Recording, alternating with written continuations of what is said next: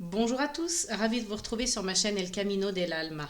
On va voir ensemble aujourd'hui une guidance un petit peu différente de ce que j'ai l'habitude de faire. On va aller chercher ce que vos ancêtres ont à vous raconter. On va peut-être aller fouiller un petit peu dans le transgénérationnel et on va aller voir avec donc trois oracles. Je vais utiliser trois oracles, ces trois qui sont devant vous, face caméra, pour aller chercher des informations au niveau de vos bagages transgénérationnels, au niveau de vos mémoires, de vos ancêtres, pour voir s'il y a peut-être des messages qui ressortent, s'il y a des choses qui vont vous être délivrées à travers cette guidance concernant tout votre arbre familial. Allez, on commence tout de suite avec l'oracle du silence des âmes.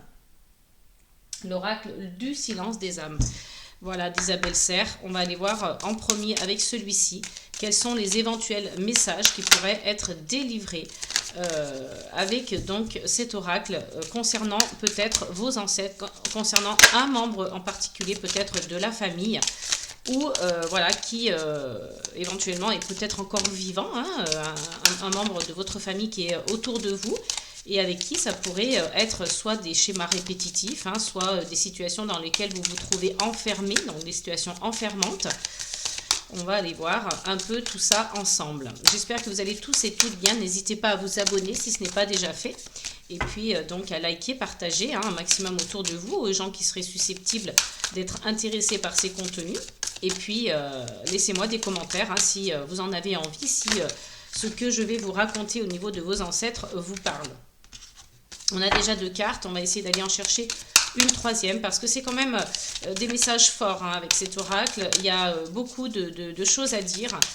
Je me sers évidemment du petit livret en plus de mon intuition pour vous délivrer donc les messages au niveau transgénérationnel. Allez, on va aller voir peut-être un dernier message ou pas. Voir s'il y a quelque chose qui veut vous parler. Donc on a beaucoup trop de cartes, j'aime bien quand il n'y en a qu'une seule. En plus là elles se sont retournées. Bon bah écoutez, on n'aura que deux messages avec cet oracle les amis. Donc on a en tout premier la carte du manque de contact qui est ressortie pour vous et puis le mensonge. Donc on va aller voir ensemble évidemment les messages du livre qui est donc avec cet oracle pour voir les informations au moins se rapprocher de la précision des informations, donc le manque de contact. On va aller voir, puisque c'est par, je crois, ordre alphabétique. Alors, hop, je m'excuse juste le temps de trouver. Donc, le manque de contact. Donc, ici, avec cette carte, on vous dit, au niveau de l'ancêtre femme, j'ai toujours été une femme solitaire. Je passais beaucoup de temps seule dans ma demeure. Je n'avais pas d'amis et je ne cherchais pas à en avoir. Je détestais les contacts à distance, alors je ne prenais pas forcément de nouvelles des autres. Cela ne veut pas dire que je ne pensais pas à eux, mais cela me demandait beaucoup d'efforts de faire le premier pas vers les autres. Donc, j'étais seule. Je n'étais pas malheureuse, bien au contraire. J'avais toujours quelque chose pour m'occuper. J'aimais ces moments de solitude et surtout je ne prenais pas le risque d'être déçue ou d'être trahie. Ce n'est que maintenant que j'ai compris pourquoi la solitude était une amie si fidèle. Les membres de notre lignée sont fortement marqués par la blessure de rejet. Beaucoup de nos ancêtres ont été rejetés. Cela n'était pas du tout justifié, mais ils étaient mis de côté et n'étaient absolument pas considérés.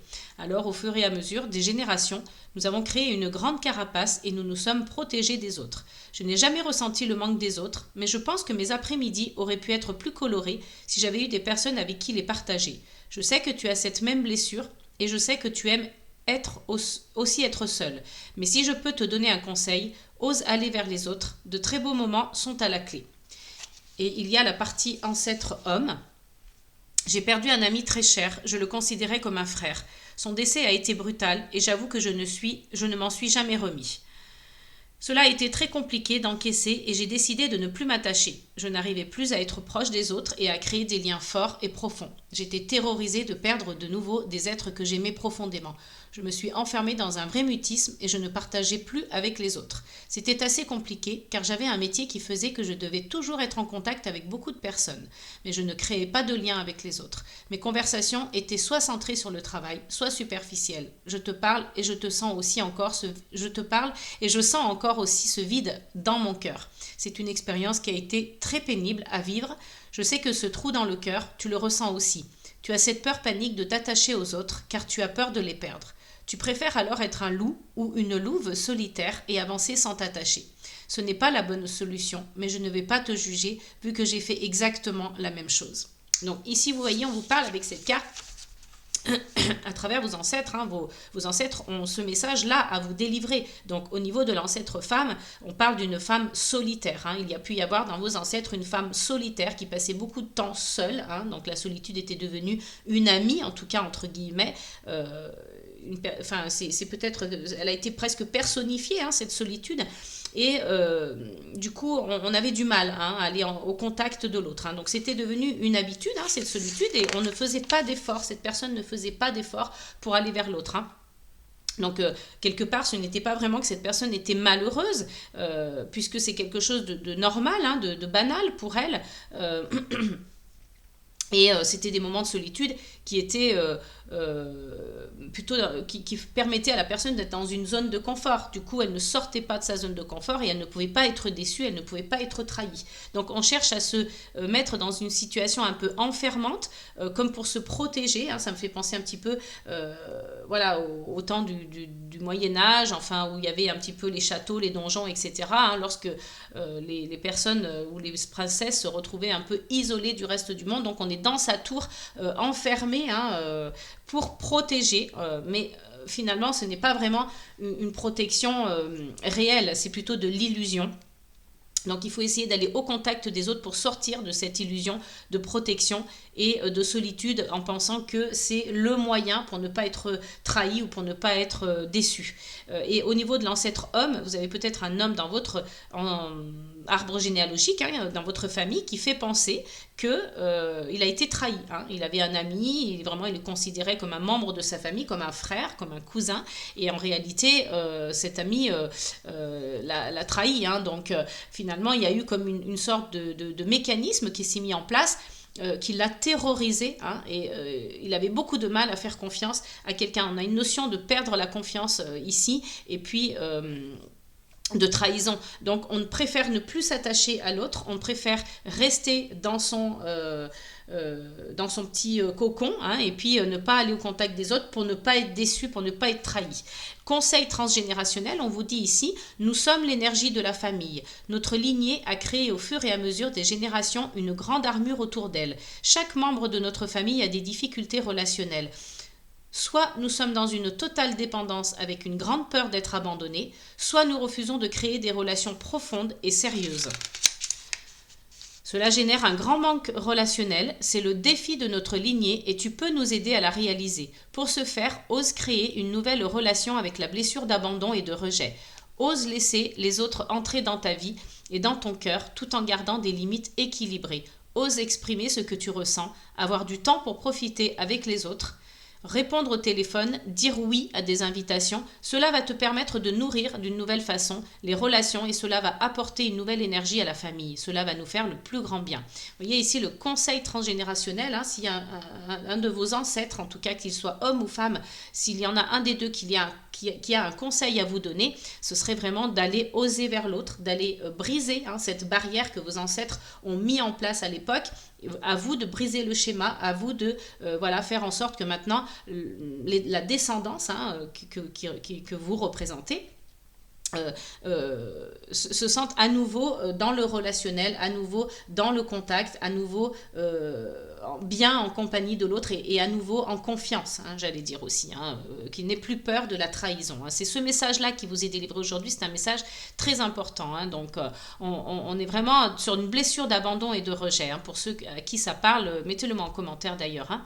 Prénoms importants de la lignée, donc je vais les citer pour savoir si voilà, ce sont des prénoms qui peuvent vous faire penser à quelqu'un de votre famille. Hein. Ce sont des prénoms qui ont joué un rôle très important dans notre lignée familiale. Tu peux appeler ces prénoms quand tu en ressens le besoin pour te donner du courage, pour avoir des conseils ou pour te protéger. Nous avons donc dans ces prénoms le prénom William, Wilfried, Walker, Wissem, Wolf, Willem et Willan. Écrit W-Y-L-A-N, pardon. Donc les dates importantes de la lignée, donc ce sont des dates qui ont marqué et qui marquent encore notre lignée. Utilise ces dates pour mettre en place des choses très importantes pour toi.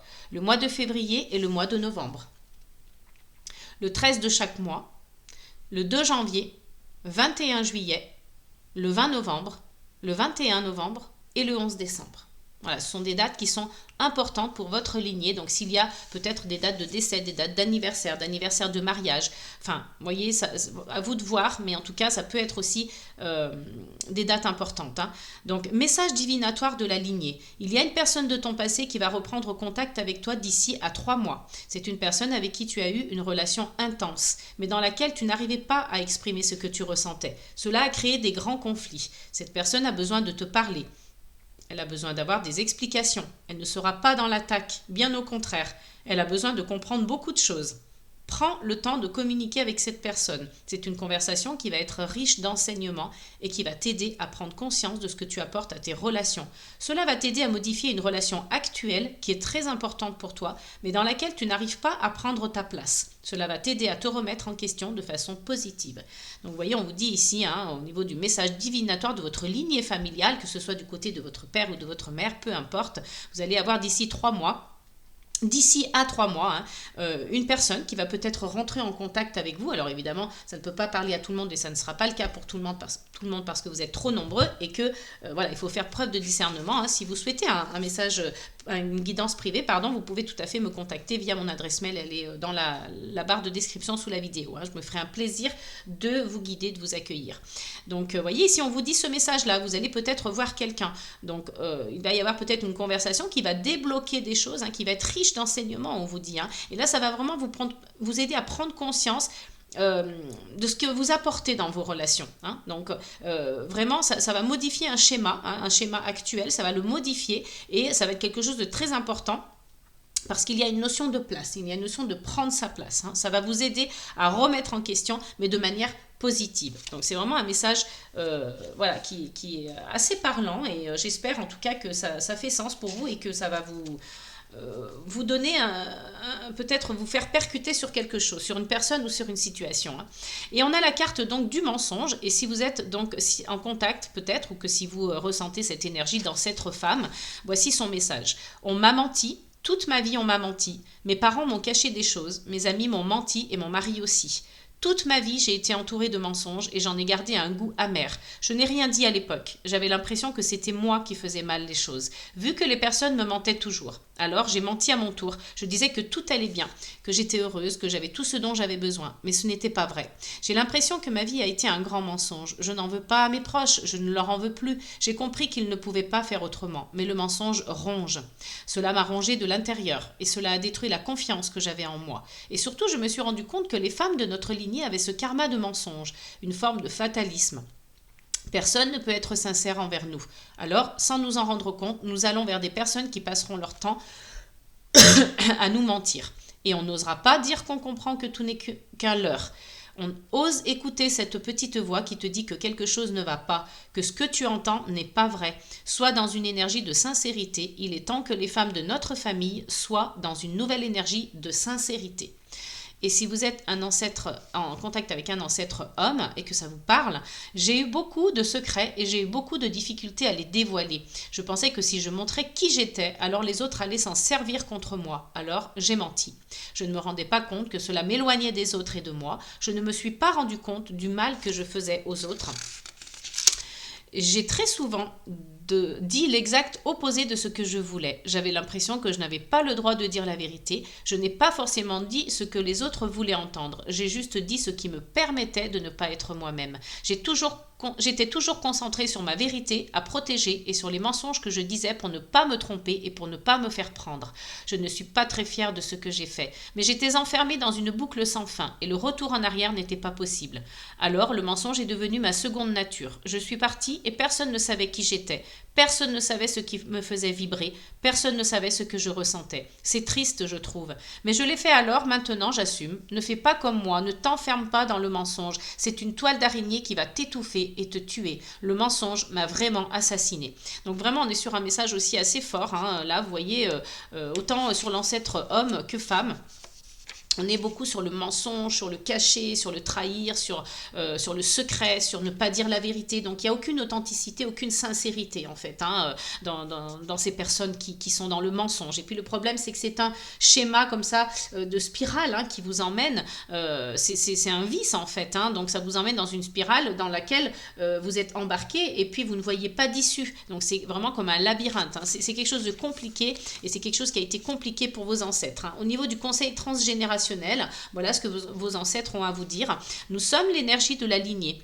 Le mensonge a fait beaucoup de dégâts dans notre famille, que ce soit parmi ses membres ou auprès des autres personnes. Cela a abîmé beaucoup de nos relations avec l'extérieur. Le mensonge est devenu une habitude de vie et de fonctionnement.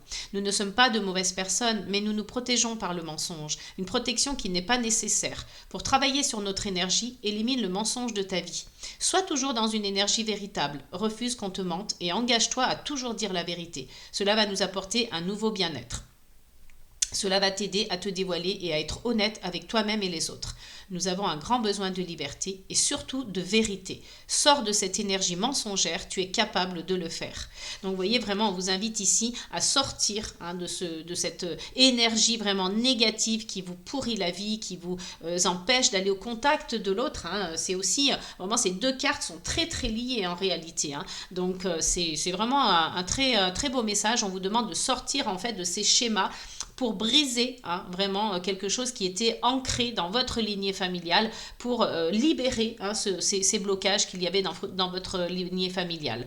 Les prénoms importants de la lignée concernant la carte du mensonge, alors on a Jacques, Jacqueline, Jean, Jeanne, Janine, Jean-Pierre, Jules et Juliette. Et on va donc également voir pour les dates importantes de la lignée. Donc nous avons le mois d'août, le 2 de chaque mois, le 8 janvier, le 9 mars, le 15 avril, le 12 juillet, le 23 novembre et le 1er décembre. Donc si ces dates sont importantes pour vous, c'est qu'il y a vraiment une signification, c'est que peut-être vous êtes en contact avec un de vos ancêtres et ça veut vraiment dire quelque chose. Il faut aller voir un peu plus loin ce que ça peut vouloir dire. Ça peut être, par exemple, si vous êtes, je ne sais pas moi, sur une date de mariage de vos parents, il se peut que le mariage de vos parents soit un mensonge. Vous voyez, je vous donne un exemple, mais c'est à vous d'adapter en fonction, ça peut être vos grands-parents, vos arrière-grands-parents, on adapte. Message divinatoire de la lignée. Actuellement, tu as pris un chemin qui n'est pas forcément positif pour toi. Tu t'en rends compte, car tu n'arrives pas à créer ton propre bonheur. Tu cherches à tout prix à te convaincre que tout va bien, mais ce n'est pas le chemin dont tu as véritablement besoin. Ose prendre du recul et te rendre compte que ce chemin n'est pas fait pour toi. Ose changer les choses pour retrouver un chemin qui va t'aider à t'épanouir et à créer une nouvelle indépendance. Cela va te demander beaucoup d'efforts, mais tu es capable de le faire. Ce chemin n'a pas été inutile. Il est riche d'enseignements. Il t'a aidé à intégrer une nouvelle sagesse pour voler de tes propres ailes. Ose le changement, l'inconnu et le renouveau. On vous incite vraiment sur les deux énergies, sur les deux cartes, par rapport à votre lignée familiale, par rapport à vos ancêtres, à vous remettre en relation avec les autres et à sortir de cette spirale infernale qu'est le mensonge. On va donc poursuivre avec l'oracle des animaux guérisseurs. Et je vais aller chercher pour vous une carte avec un animal et chercher sa symbolique par rapport à donc votre lignée familiale. Qu'est-ce qui en ressort par rapport à la symbolique de cet animal. Allez, on va voir ça ensemble. On va aller chercher donc un animal pour en connaître sa symbolique. Et si cette symbolique peut vous parler au niveau de la famille, au niveau de vos ancêtres. Et on a la carte du pan, la carte le pan. On va aller voir également, comme je l'ai fait précédemment avec l'autre oracle, avec le petit livret. Donc, quelle en est donc la symbolique, la symbolique du pan. Hop. Alors, on est sur la carte numéro 38. Alors, le pan. Les mots-clés sont beauté, dignité, fierté, vigilance, vision sage, protection et résurrection. Vous voyez là, moi déjà tout de suite avec les mots-clés, J'ai vraiment cette sensation qu'on vous invite ici à renaître, hein, les amis, à sortir des vieux schémas de la famille, peu importe la lignée, qu'elle soit maternelle ou paternelle, mais on vous invite vraiment avec le pan à renaître, hein, vraiment à avoir une énergie de renaissance, de positivité, de sortir de ces vieux schémas qui sont en réalité que des spirales infernales, hein, qui sont enfermants et qui vous empêchent de vous épanouir en réalité, hein. Donc là vraiment on voit un épanouissement avec le pan et on va aller voir donc aussi une question de fierté, hein, de retrouver sa dignité en réalité et puis une certaine protection, mais pas une protection comme vos ancêtres ont pu mettre en place. On n'est pas dans le jugement, attention, hein, on n'est pas dans le jugement des ancêtres, on est là pour essayer de comprendre pourquoi ils ont agi comme ça, on est là pour essayer de briser ces schémas répétitifs ou alors ces situations enfermantes dans lesquelles ils se sont mis sans le vouloir, hein, par peut-être aussi eux-mêmes, hein, répétition. Donc on n'est pas dans le jugement, on est là pour comprendre. Encore une fois, c'est important de le préciser, hein. Le pan est l'oiseau qui ressemble le plus à l'image traditionnelle du phénix, un emblème puissant de résurrection et de renaissance. Vous voyez ce que je vous disais, c'est vraiment un symbole de puissant de renaissance et de résurrection. On renaît là vraiment à travers le fait de briser, hein, ces schémas répétitifs ou ces blocages, ces dynamiques, ces énergies enfermantes. On renaît, hein, on renaît de ses cendres, hein. C'est vraiment ça qu'on voit aussi avec la symbolique du phénix, hein. Donc le pan apporte un message de dignité, on retrouve sa dignité, on n'est plus dans le mensonge, hein, on n'est plus dans la peur d'aller vers l'autre, peur qu'il nous trahisse, hein. Donc le pan apporte un message de dignité, de beauté et de confiance, on retrouve confiance. Plus qu'aucun autre oiseau, il nous fascine avec ses plumes colorées et irisées qui portent un symbolisme important dans de nombreuses cultures à travers le monde. Dans la mythologie orientale, le pan est associé à la déesse Guan Yin, qui transmute la souffrance en beauté, tout comme le pan peut se nourrir de serpents venimeux. En ce sens, le pan jouit de certains attributs tels que des énergies de guérison et de protection particulières, la compassion et la bonne volonté. Donc vous voyez, on est vraiment sur une énergie également de guérison, hein. C'est ce qu'on veut pour vous ici, hein, vous qui êtes la descendance, vous qui représentez donc les enfants, le bas de l'arbre, j'allais dire, hein, familial. Donc on essaye de comprendre ce qui s'est joué ici pour pouvoir le réparer et le guérir ici avec cette symbolique du pan, hein, de l'animal. Le pan est parfois appelé l'oiseau au milieu, en référence au motif en forme d'yeux de son plumage associé à la vigilance et à la vision sage. Donc on voit, hein, sur son plumage, ça ressemble un petit peu à des yeux en fait, hein, c'est ce qu'on vous dit ici, hein. Il est appelé l'oiseau au milieu.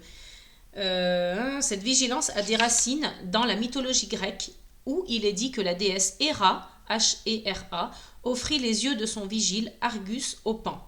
Le plumage coloré du pan est l'apanage du mâle de cette espèce, représentant une invitation à renouer plus profondément avec l'énergie du masculin sacré en nous. La femelle ne jouit pas de ces couleurs, mais elle a un instinct de protection particulièrement développé envers ses petits. Donc vous voyez, en plus, on a vraiment la symbolique des deux, hein, du mâle et de la femelle, donc dans la lignée maternelle et paternelle. Le plumage coloré du pan est l'apanage du mâle de cette espèce. Donc ça, je l'ai déjà lu, développé envers ses petits. Donc ça, c'est pour la mère. Le pan nous guide pour accueillir tout ce que nous sommes et maintenir un équilibre délicat entre la confiance et l'humilité. Il nous aide à trouver notre propre intégrité et à nourrir notre propre confiance et entièreté.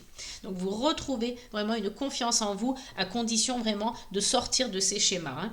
Certains remarquent parfois les pieds laids du pan qui contrastent très fort avec son plumage magnifique. Les pattes solides de cet oiseau sont effectivement dotées d'éperons acérés qu'on appelle des ergots. Ce sont de bonnes armes qui permettent au pan de se défendre. Ses jambes symbolisent les fondations solides et nous rappellent de tenir notre position et de ne pas nous cacher face aux difficultés.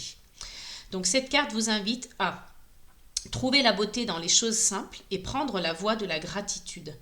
Accueillir tout ce que vous êtes, l'ombre comme la lumière. Être fier de vous-même.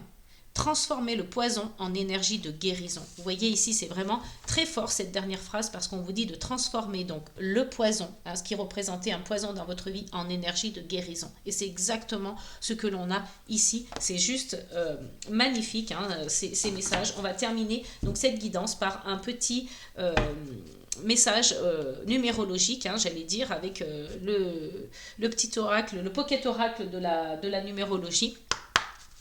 Allez, on va aller voir au niveau donc d'un nombre, qu'est-ce qu'il en est pour vous les amis. Et vous avez donc le nombre 11, on vous parle ici de dépassement. Donc je vais faire pareil, on va aller lire le petit livret. Tu es encouragé à dépasser une situation, peu importe la nature de cette dernière. Tu vas comprendre que tu viens de franchir une étape cruciale dans ton cheminement et l'appréhension de certaines questions qui t'étaient existentielles.